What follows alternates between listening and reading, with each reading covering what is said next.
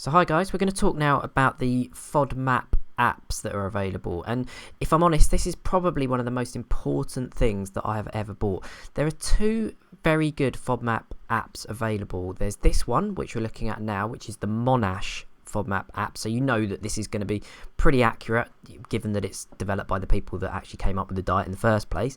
And this was the first one that was available, and I actually have lived my life by this one pretty much, and I just wanted to run you through this quickly.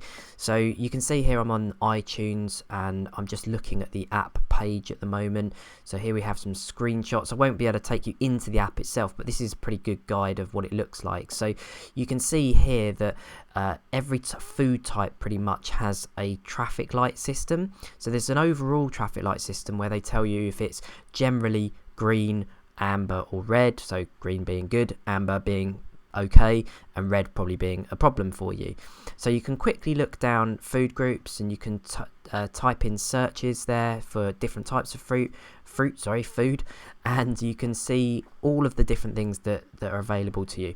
Then if we were to click into something like cherries, for example, that would take us onto this page, which is a bit more detailed about that particular food. And here you see the food that and it broken down by the different FODMAPs. So we've got the oligosaccharides, fructose, polyols and lactose here. And what's really good about this app is that it tells you how that food will react with you, generally anyway. Obviously all tolerances are personal, but generally based on the portion sizes. So we can see here that cherries on a one serve, i.e. 6 cherries, is particularly bad in the fructose area, but if you drop down to just three cherries or half a serve, fructose becomes amber, and actually polyols disappears entirely on that portion size. So that shows you just how important portion sizes are when it comes to FODMAP friendly foods. They've also got some other nice little features, so you've got recipes in here, some ideas for things like, well, here's muesli. So yeah, the app is something that I find very, very handy to just have in my pocket when I'm at the supermarket. If I can't remember, and you do get to know this foods very well, but if you can't remember or if there's something slightly unusual, you can quickly whip out your phone, tap it in and see whether you're likely to have a problem with it or not. So that's a particularly good app. I'm a big fan of it, and although it's $7.99, which seems like a lot of money in the world of apps, this is something you're going to probably rely on regularly, almost daily in the first few months. So I would imagine that for most of you could generally say that $7.99 is a very, very good price for that.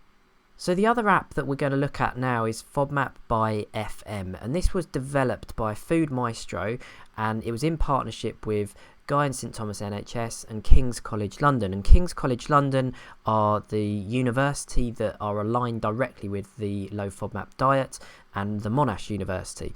So this app was developed after I sort of started properly the FODMAP diet, and therefore I only came about it at the very end of when I was sort of still involved in reintroductions and things like that. But it's an amazing looking app. I wish it was around at the time that I was doing it.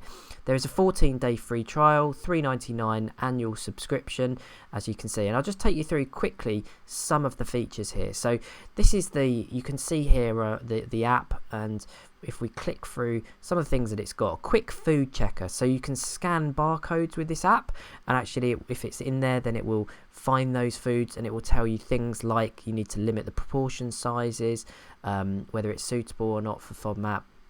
If we go through again, it will help you with restrictions as well, so you can put in the restrictions that you want to restrict in your diet, and then it will also help you with the reintroductions, and I think this is a particularly good part of the app. So here you can see that the challenge in the reintroduction in this case is honey, and you can see that day 1 they have to have 1 teaspoon, day 2, day 3, etc., and you can tell them whether it's completed and whether you had any problems or not. And then you can set the personalization, so if you know that in this instance blackberry is a problem for you, you can exclude it from your food filter search. So very, very clever app this. And let's see what else we've got in here. So FODMAP friendly foods, this is the search result area, a bit like the Monash app that I was talking about earlier on. and here you can see the symptom tracker. So if you have problems, you can see where your symptoms were and what it caused particularly, and you can keep lists of things that you would like to eat regularly, and shopping list as well, very handy for things like weekly and monthly as well. And there's a quite a good idea there, birthday parties. So a couple of really clever apps there, guys, that you might want to check out. So it's Food Maestro, the FODMAP app, or FM, and Monash University's low FODMAP diet app. Personally, if I was doing this again, I would probably be looking at Food Maestro first, and if I felt that that didn't give me everything I needed, I'd probably look at the Monash one. But because the Monash one is developed by the people that came up with the diet, you know that you're onto a good thing with that. So there are a couple of apps that you might want to check out.